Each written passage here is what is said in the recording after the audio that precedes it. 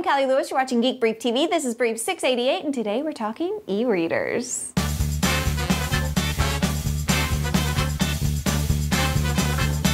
Long ago, Neil and I started a company to make it possible for writers to publish and sell their work online and to be ready for what we thought would be the coming ebook reader revolution. Then the dot-com bubble burst and companies working on early e-readers all seemed to disappear.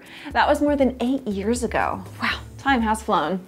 This year, several companies introduced ebook readers at CES, so let's talk about a few, starting with a couple from Samsung. Samsung announced two e-readers. The E6 has a 6-inch screen and the E101 is a 10-incher. Both use stylus-friendly e-ink displays so you can highlight and annotate as you read. Handwriting recognition also enables users to make to-do lists, write on calendars, and fill out electronic forms. It uses a dedicated electromagnetic resonance stylus that prevents the screen from thinking you're writing when you touch it with anything else. Battery life at 2 weeks on a 4-hour charge seems similar to existing e-readers, but the Samsung offering doesn't have 3G service included like the Kindle and the Nook do.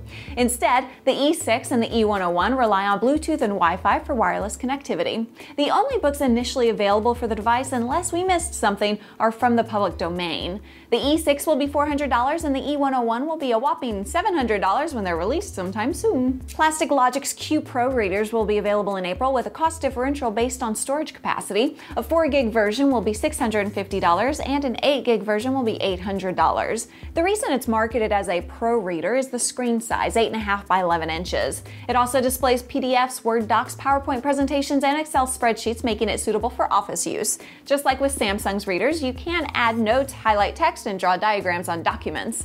Q Pro readers offer books from the Barnes & Noble catalog in addition to newspapers, magazines, and business publications. Both versions have Bluetooth and Wi-Fi, and the 8GB version has 3G. Not every e-reader technology shown off at CES 2010 is immediately meant for consumers. Mirasol is working on color reader screens that can display video. Darren Murph at Engadget was so impressed that he posted this video in 1080p. The motion is impressive, but the yellow tint isn't just a failure to white balance.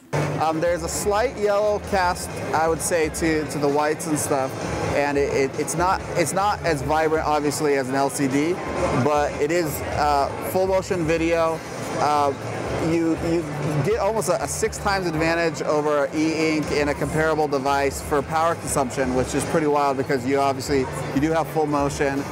This is an XGA resolution at a 5.7-inch screen, so that's 240 ppi, which is higher density than e-ink, and pretty close to like a magazine, which is like 300 or 600 dpi. The Engadget post speculates we could see this display in a Kindle by year's end. I pray to Jeff Bezos this isn't the case. As impressive as the motion is, I would hope that they figure out how to color balance it before bringing it to market. Additional readers announced at CES include the Entourage Edge, the overly named Booking Cybook Horizon, the iReverse Story, 6 different Copia e-readers, the Aztec Prototype Reader, the Spring Design Alex, and the RCA Lexi. The e-reader with the most buzz, though, is kind of surprising because it's being developed by a publisher.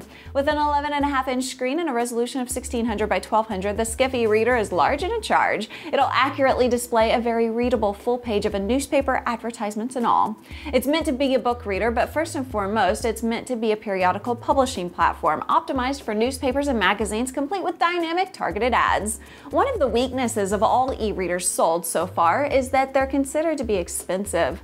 Given the integration of ads, if the developers of Skiff decided to make a reader available at a very low price or free with magazine or newspaper subscriptions, I think Kindle will have some very real competition. A couple more episodes and I promise to be done with CES, or at least I'll try and let it go. Thanks for watching. I'm Callie Lewis. Bye. Geek Brief TV CES coverage is brought to you by angieslist.com/geek, where you can find member recommended service providers from carpenters to doctors to wedding planners. Promo code GEEK saves you 25% when you join and supports the production of The Brief.